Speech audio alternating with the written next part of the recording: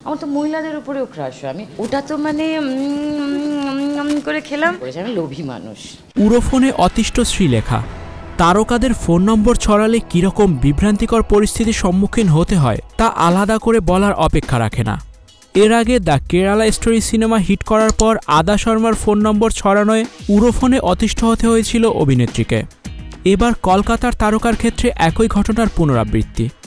শ্রীলেখা মিত্রের ফোন নম্বর ছড়ানোয় বিরক্তিকর পরিস্থিতির শিকার হচ্ছেন অভিনেত্রী। সামাজিক মাধ্যমে নিজেই সেই কথা জানিয়েছেন শ্রীলেখা। অভিনেত্রীর কথায়, অজ্ঞাত পরিচয় ব্যক্তিরা আমার নাম ব্যবহার করে ফোন নম্বর ছড়িয়ে দিচ্ছে। আর এই পুরো বিষয়টাই ঘটছে টেলিগ্রামে, যার ফলে নিত্যদিন অন্তত 10-15টা করে ভুয়া ফোন আসছে। নায়িকা আরও জানান, সবার দাবি তাদের নাকি শ্রীলেখার সঙ্গে কথা হয়েছে টেলিগ্রামে। এই অভিনেত্রীর ভাষ্য, কার পাকা ধানে মই দিলাম ভাবছি।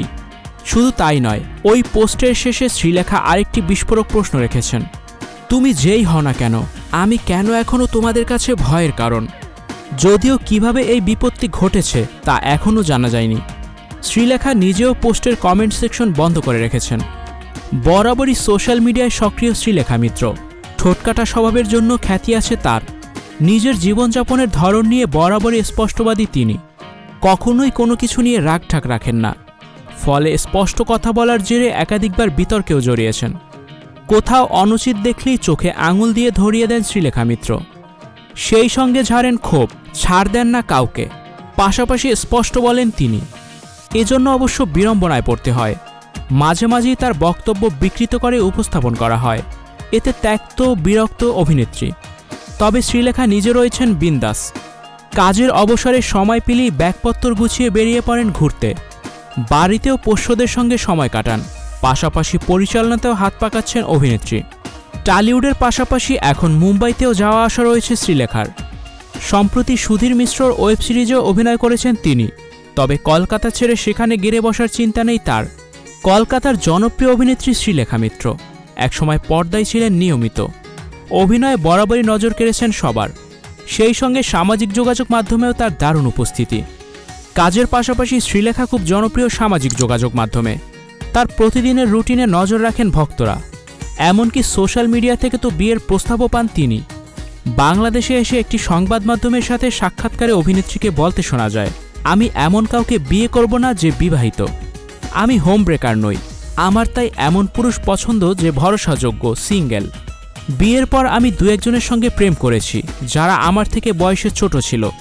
সেই সাক্ষাৎকারে অভিনেত্রী আরও বলেন, আমার রোমান্স হচ্ছে প্রকৃতির সঙ্গে, আমার পশুদের সঙ্গে। আমার অনেকগুলো বাচ্চা ছেলে মেয়ে রয়েছে, ওদেরও খুব ভালোবাসি। আপাতত সেইভাবে কোনো প্রেম কিছু নেই। 2013 সালে ডিভোর্স হয় শ্রীলেখা ও শিলাদিত্য সানালের। তাদের মেয়ে ঐশিকা অবশ্য দুজনে একসঙ্গেই বড় করছেন।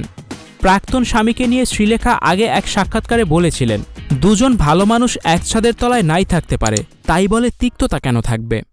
স্টুডিও 4D আপনাদের জন্য নিয়ে এসেছে শুটিং হাউস এবং শীতাতাপ নিয়ন্ত্রিত স্টুডিওর সুবিধা। আছে অত্যাধুনিক মেকআপ রুম। এছাড়াও পাচ্ছেন বিভিন্ন ধরনের সিনে ক্যামেরা ও শুটিং লাইটের সুবিধা। বিস্তারিত জানতে এখনই কল করুন 01974860664। হাউসটি দেখতে চলে আসুন আমাদের ঠিকানায় সেক্ষেত্রে রোড নাম্বার 9, বাড়ি 24।